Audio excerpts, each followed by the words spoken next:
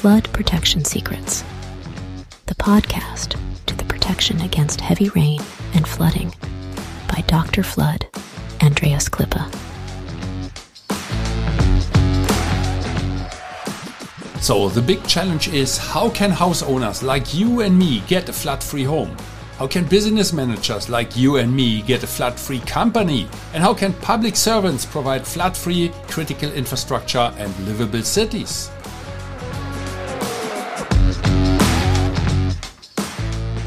Flood Protection Secrets, the podcast by Dr. Flood, Andreas Klippe.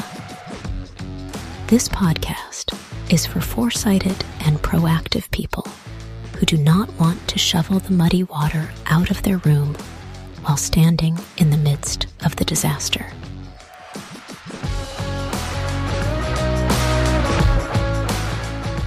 Therefore, those who design and plan, the architects and engineers, need to construct such buildings and cities, and that even when the entire environment is completely flooded. That is a challenge, and this podcast will give the answers. Flood Protection Secrets, the podcast by Dr. Flood, Andreas Klippe. Do not spend money on flood barriers now. Am I kidding? You might think I'm getting totally crazy. So German engineer, flood expert, and then this guy is telling about do not spend money on flood barriers now.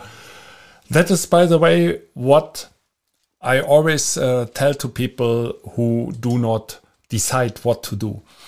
We get many increase, especially after flooding issues, flooding events, when heavy rain is hitting an area, especially in the Philippines recently, or on April 16 in Dubai. And you can see that in the US and in Australia as well. The news are always reporting about it, and then people are very, very nervous, and they want immediately to have a prize, and they want to do something, but then they hesitate. And at the end, I always tell them, okay, then do not spend money on flood barriers now. So, but what is the consequence? Yes, it is about money, money, money. And very often the people don't know how much money do they need. How much budget do they need? Even companies, governmental agencies. I'm always curious, not curious, I'm always astonished how little they know about budgeting.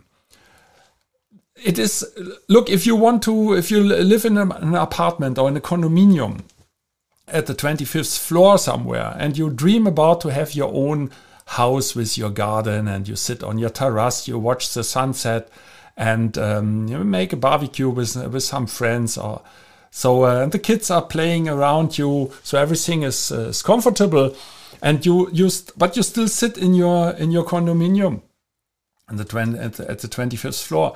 And so how do you approach to this project? How do you make your dream come true?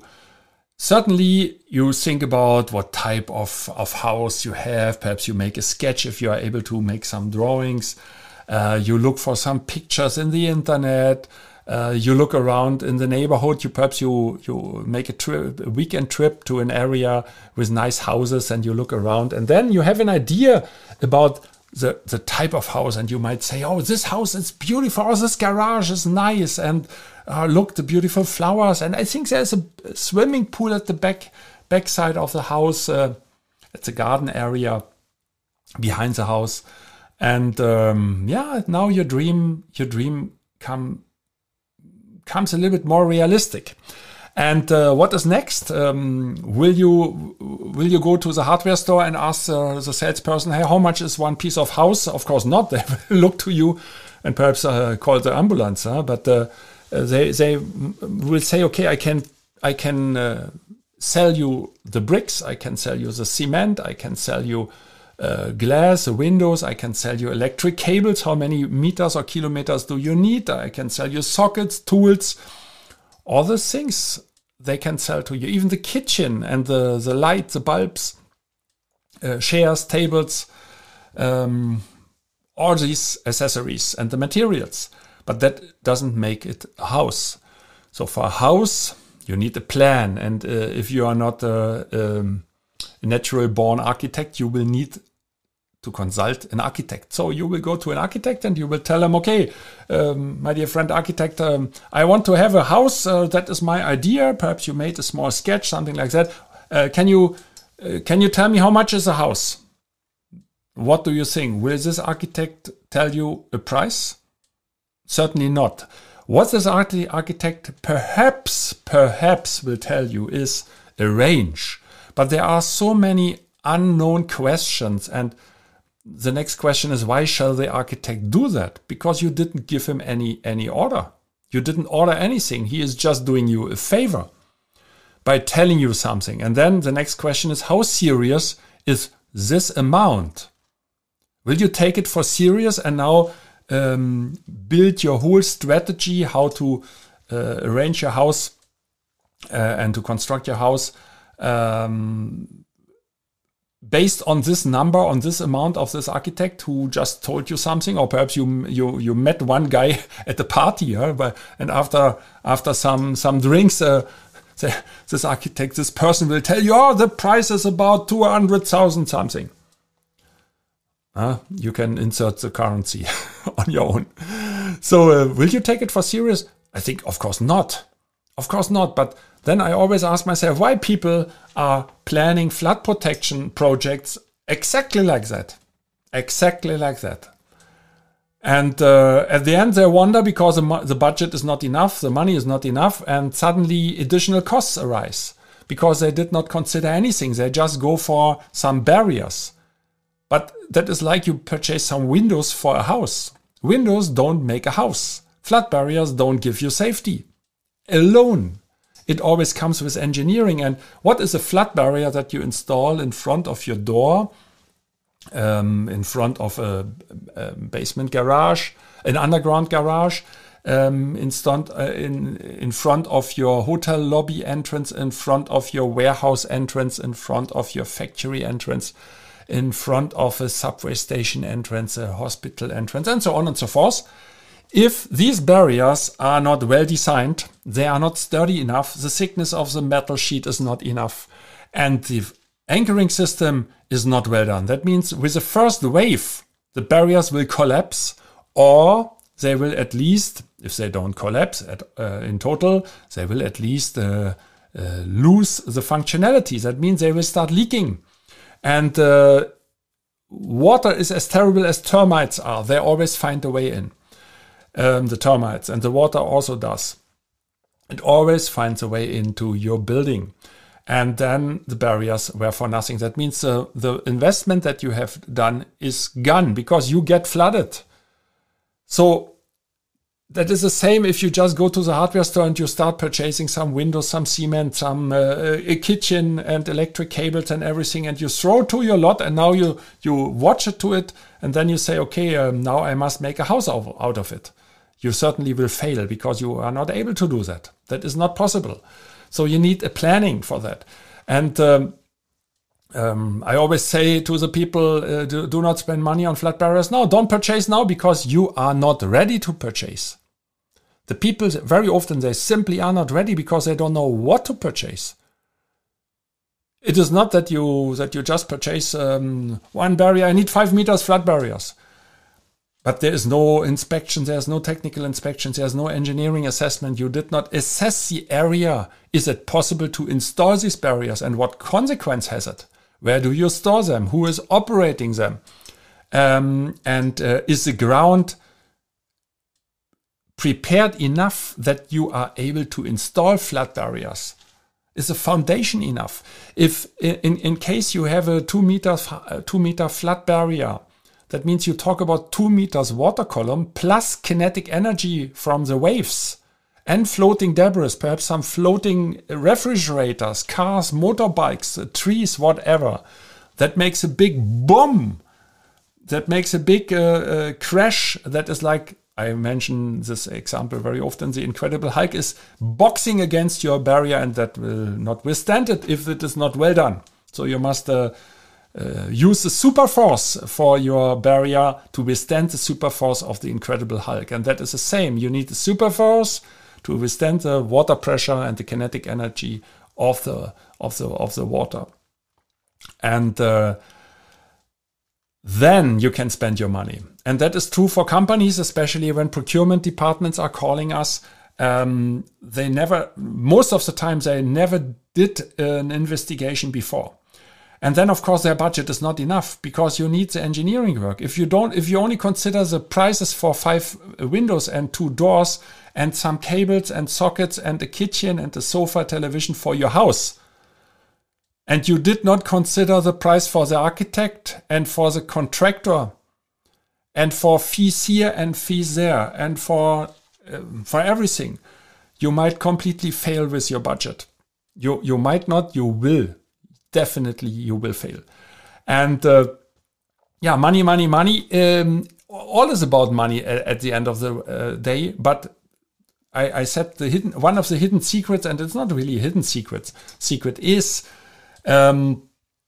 that you make a good planning. Okay, I'm a German engineer and I always plan something. Germans always want to plan something, but we made good results with that, didn't we? So the technology is not that bad that the Germans have developed, and many others as well. But let me say it this way, intelligent engineers have developed. And why don't you become a little bit an intelligent engineer and plan your flood protection project in a way that there is a good preparation for it. You need flood barriers, the type of flood barriers, the right flood barriers, a sturdy flood barriers, a certified flood barrier that withstand the water pressure and if ever there's an incredible hail coming along, the impact of his feast when he is boxing your flood barriers. So that is a type of flood barrier you need to know about the foundation. Sometimes to withstand 2 meters water pressure with kinetic energy and wave impact, you need a huge foundation. This foundation is more than 30 centimeters. That is meters deep. That is like a dam is constructed, a dike is constructed. You need a lot of concrete, a lot of foundation, and it depends, of course, on the if it is freestanding on the building, if you protect the building. And number 3, it's a storage system. If you have demounted flood barriers and you have, I don't know, 120 items of it because you have many entrances and 2 meters high or 3 meters or even 4 meter 50 high.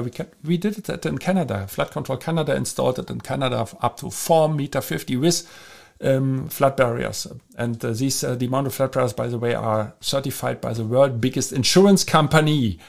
And please keep that in mind, that you don't take the cheapest one on the market, because there is a reason why these barriers are cheap. Do not spend your money on these flood barriers. Please don't do that, because it's not worth the money you spend it. It's only good looking when the sun is shining. But when the real disaster is coming, you know what safety means. Then why the people rely on a Mercedes when it comes to safety? There's a reason. And is a Mercedes cheap? No, it is not. And there is a reason, because it is engineered in a good way. And that is one of the reasons people decide and go for more safety. So why don't you go for more safety when it comes to the protection, the flood protection of your premises, of your private house, of your company building, of your public facility? And start first with a planning. I call it a project planning, engineering assessment, technical inspection, things like that you will need, and then you will save money at the end of the day, because at the end of the day you will get a perfect solution that will protect your family, your employees, the people, the inventory, all the buildings, and your investment was well done. And with a good maintenance, it will help you and protect your premises. It's good for the next 100 years.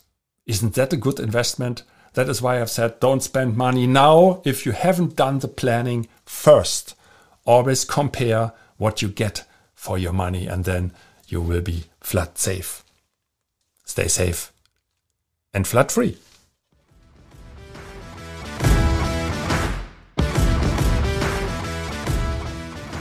I wish and hope for you that you make the right decisions when it comes to your personal flood protection. And if you enjoyed this episode, please subscribe to this podcast channel if you haven't already. Now it only remains for me to wish you a good day, do something with it. Maybe until the next podcast episode, I would be very happy. See you then. As always, stay safe and flood free. Your Andreas Klippe and the whole Flood Experts team.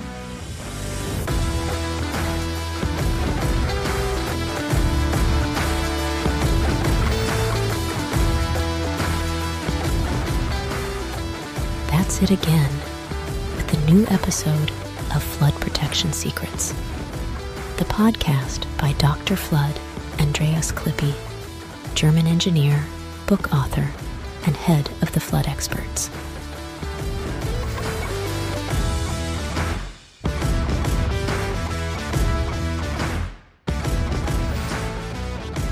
What can Dr. Flood, Andreas Klippe protect for you? Anytime? Worldwide? Contact us or just click through to www.thefloodexperts.de/bonus. Detailed engineering, German quality, safe, flood protection secrets, the secrets you'll want to unfold. Don't forget, you're only one flood barrier away. Subscribe to the season, and you'll never be late for an episode.